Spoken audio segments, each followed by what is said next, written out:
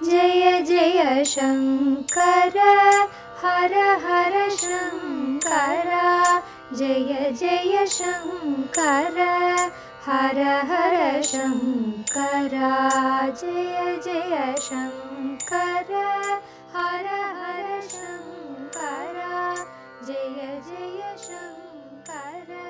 ஸ்ரீ சங்கர சரிதம் தெய்வத்தின் குரல் 5ஆம் பாகம். உபகார பணியிலும் அபகாரம் தொடர்கிறது. துஷ்டத்தனமான மனோப்போக்குள்ள ஒருத்தன் நோயாளியாக இருப்பதாலேயே தான் பாட்டுக்கு முடங்கி கிடப்பான்.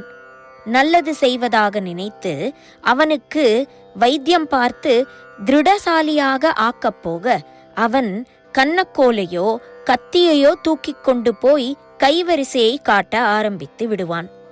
எதுவும் தெரியாமல் சாதுவாக தன் பாட்டுக்கு ஏதோ ஒரு மூட்டை தூக்கி போட்டுவிட்டு கஞ்சி காய்ச்சி குடித்து கொண்டிருப்பவனுக்கு அறிவு பிரகாசம் உண்டாக்குவதாக நினைத்து கல்வி தரப்போக அவன் இல்லாத குயுக்தியெல்லாம் செய்ய கற்றுக்கொண்டு போர்ஜரி பத்திரம் எழுத ஆரம்பிக்கலாம். நல்லதையெல்லாம் தள்ளிவிட்டு கெடுதலை மட்டும் பார்த்து பெரிசு படுத்துவதற்காக சொல்லவில்லை. எதிலும் கெடுதல்தான் ஜாஸ்தி என்றும் சொல்ல வரவில்லை. 5% 10% என்று கெடுதலை குறைவாகத்தானே முதலிலேயே சொன்னேன்.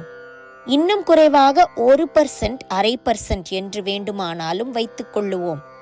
ஆனாலும் காரியம் என்று வந்தால் 100% நல்லதாகவே இருக்க முடியாது என்பதுதான் உண்மை என்று நிரூபணம் ஆகிறதா இல்லையா? ஐயோ, நாம் அப்படி நினைத்து பண்ணினோம், இப்படி விபரீதமாக முடிந்துவிட்டதே என்று எத்தனை சந்தர்ப்பத்தில் நினைத்திருக்கிறோம். நல்லதென்று நினைத்து பண்ணுவது கெட்டதில் முடிகிறதைத்தானே இது காட்டுகிறது.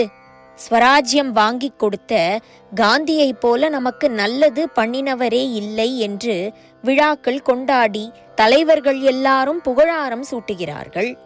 ஆனாலும் அவரோ ஸ்வராஜ்யம் வந்து 5-6 மாசங்களுக்குள் அசாசினேட் ஆவதற்கு, அதாவது கொலை செய்யப்படுவதற்கு முந்தியே தேசம் 2ஆக பிரிந்ததில் லட்சக்கணக்கில் ஜனங்கள் கொன்று கொண்டு ரணகளரியானதை பார்த்து மனஸ்தாங்காமல் இதற்காகத்தானா ஸ்வராஜ்யம் வந்தது என்று புலம்பும்படி ஆயிற்று.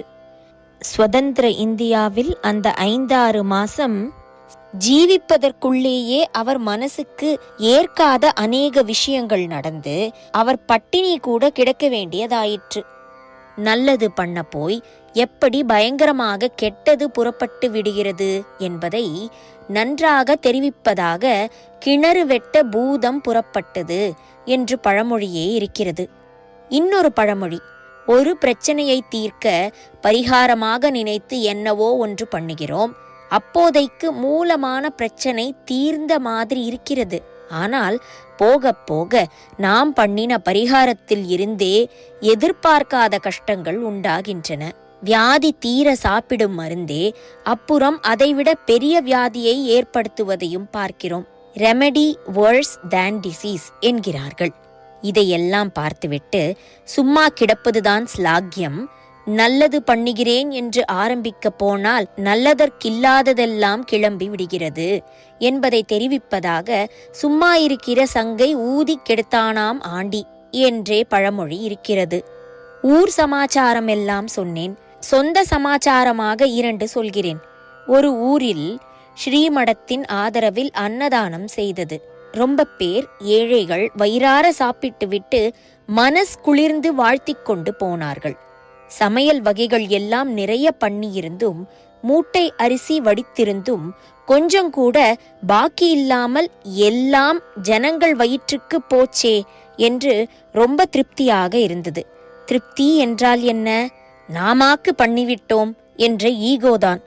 பாத்திரம் பண்டம் எல்லாம் தேய்த்து அடுத்த ஊருக்கு கிளம்ப தயாராக இருந்த சமயம். அப்போது ஒரு 10-15 ஏழை ஜனங்கள், ஸ்திரீகள் குழந்தைகள் உள்பட லொங்கு லொங்கு என்று ஓடி வந்து சோறு சோறு என்று கேட்க ஆரம்பித்ததுகள். 8-10 மைல் தாண்டி எங்கேயோ இருக்கிறவர்கள் அன்னதான சமாச்சாரம் அவர்கள் காதுக்கு லேட்டாகத்தான் போயிருக்கிறது. உடனே பாவம் வெயிலில் அத்தனாம் தூரம் ஓடி வந்திருக்குதுகள். இங்கே ஆனால் பருக்கை சாதம் இல்லை, அண்டா குண்டான் எல்லாம வண்டியிலே ஏற்றி கொண்டிருக்கிறது. அப்போது அவர்களுக்கு உண்டான ஏமாற்றத்தை சொல்லி முடியாது. 1000 பேருக்கு போட்டு ஏதோ நாம் பிரமாத உபகாரம் பண்ணிவிட்டோமாக்கும் என்று திருப்திப்பட்டது அத்தனையும் இந்த 10-15 பேருக்கு பண்ணிய அபகாரத்தில் ஓடியே போய்விட்டார் போல் இருந்தது.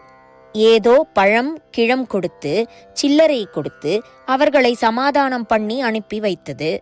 அவர்கள் சமாதானமானார்களோ இல்லையோ, இங்கே தம்மையே குறிப்பிட்டு சொல்கிறார், சமாதானம் ஆகவில்லை.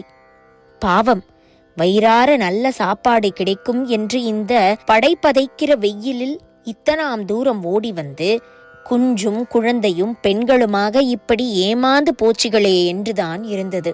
1000 பேர் சாப்பிட்டு விட்டும் போனார்களே என்றால், நேற்று வரைக்கும் அவர்களுக்கு நாமா போட்டோம், நாளைக்கு நாமா போடப் போகிறோம். அதே மாதிரி இன்றைக்கும் அவர்கள் எப்படியோ வயிற்றை கழுவிக் கொண்டிருப்பார்கள். ஆனால் போடுகிறோம் என்று நாம் அக்ஷதை போட்டுக்கொண்டு கிளம்பினதால்தானே இந்த 10-15 பேர் வழக்கமாக தாங்கள் இருக்கிற இடத்தில் காய்ச்சி குடிப்பதை அல்லது பிச்சை எடுத்து தின்னுவதை விட்டுவிட்டு பசியும் பட்டினியுமாய் வெயிலில் இத்தனாம் தூரம் ஓடி வந்து ஏமாந்து போகும்படி நேர்ந்திருப்பது. ஆக கூட்டல் கழித்தல் பார்த்தால் உபகாரம் பெருசா அபகாரம் பெருசா என்று தோன்றிற்று. தானத்தில் எல்லாம் உசந்ததாக சொல்லப்படும் அன்னதானத்தில் கூட இப்படி நல்லதோடு கஷ்டமும் கலந்து வருகிறது. எதற்கு சொல்கிறேன் என்றால், நாம் ஒருத்தனுக்கு உபகாரம் பண்ணுவதே நேராக இன்னொருத்தனுக்கு அபகாரமாக ஆகாத போது கூட எப்படியோ சுற்றி வளைத்து கொண்டு போய் யாருக்கோ கஷ்டம் கொடுத்து அதோடு உபகாரம் செய்கிறேன் என்று அக்ஷதை போட்டுக்கொண்டு கிளம்பின நாமும் மனஸ் வருத்தப்படும்படி ஆகலாம் என்று காட்டுவதற்குத்தான். அதாவது எந்த உபகாரமானாலும் அத்தனை ஜனங்களுக்கும் செய்ய எவருக்கும் சாத்தியம் இல்லை. எவராவது நம்முடைய உபகாரத்தை எதிர்பார்த்து ஏமாந்து மனம் ஒடிந்த போகும்படியாகவும் தான் ஆகிறது. கோடீஸ்வரனானால் கூட சத்காரியங்களுக்கு அவன் கொடுக்க ஆரம்பிக்கும் போது புற்றீசல் மாதிரி, அதாவது நன்கொடை கேட்டுக்கொண்டு பல பேர் வருகிற போது ஏதோ ஒரு இடத்தில் அவன் இல்லை போ என்று கையை விரிக்கும்படி ஆகிறது. இவன், அதாவது புதிதாக வருபவன் கேட்கிற காஸ் உசந்ததாகத்தான் இருக்கிறது. இவனுக்கு முன்னாடி யாரோ மோசக்காரர்கள் கூட ஏமாற்றி வாங்கி போயிருக்கிறார்கள். ஆனாலும் இவனுக்கு கொடுப்பதற்கில்லாமல் ஏமாற்றத்தோடு அனுப்பி வைக்க நேருகிறது.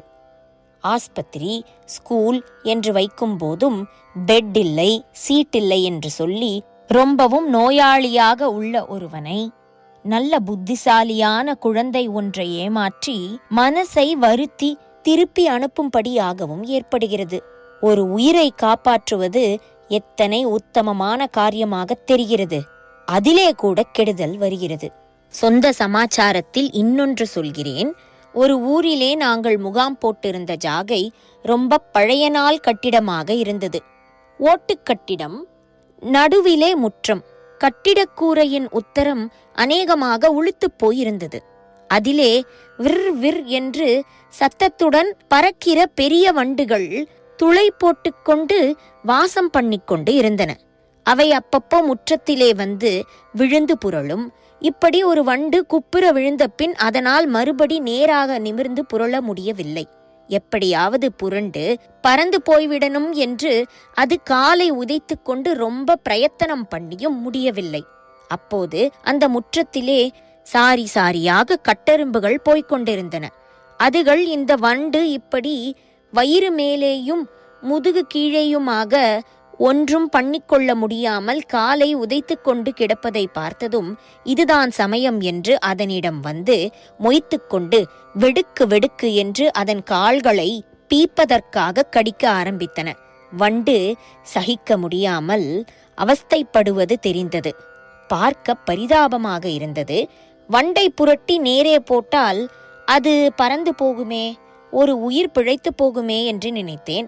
அப்படியே வண்டை புரட்டி போட்டது. ஆனால் என்ன நடந்ததென்றால், அது தன் உயிர் தப்பினால் போதும் என்று உத்தரத்து துளைக்கு பறந்து போய் விடவில்லை. என்ன பண்ணிற்று என்றால், பழி தீர்த்து கொள்கிற மாதிரி அந்த எறும்புகளையெல்லாம் பிடித்து லபக் லபக் என்று தின்ன ஆரம்பித்து விட்டது. ஒரு உயிர்க்கு உபகாரம் பண்ண போன லட்சணம் இத்தனை உயிர்களுக்கு அபகாரமாக முடிந்தது. நாம் ஏதோ ஒரு பிராணியை காப்பாற்றி நல்லது பண்ணி விட்டோமாக்கும் என்ற ஈகோவுக்கு ஒரு அடி போட்ட மாதிரி பல பிராணி வதைக்கு காரணமாகும்படி ஆயிற்று. சாதுவான ஒரு மானை புலியிடம் இருந்து காப்பாற்றினால் கூட அந்த புலிக்கு சாக பக்ஷணம், அதாவது மரக்கறி போஜனம் செய்ய முடியாதபடி ஈஸ்வரனே வைத்திருப்பதால் மானுக்கு செய்யும் உபகாரம் புலியை பட்டினி போட்டு கஷ்டப்படுத்துவதாக ஆகிறது. அதுவும் ஒரு உயிர்தானே. அது வேண்டுமென்றா தன்னைத்தானே துஷ்ட பிராணியாக படைத்து கொண்டிருக்கிறது. இது ஒரு பக்கம். இன்னொரு பக்கம் மகா துஷ்டனாக லோக கண்டகனாக இருக்கிற ஒரு ராவணனை பகவானே அவதாரம் பண்ணி கொள்கிறார் என்றால் கூட அப்போது பரம சாத்வியாக உத்தமியாக இருக்கப்பட்ட ஒரு மண்டோதரியின் மாங்கல்யத்தை பறித்து அவளை கதற கதற அடிப்பதாக இருக்கிறது. ஜெய ஜெய சங்கர, ஹரஹர சங்கர, மகா பெரியவாச்சரணம்.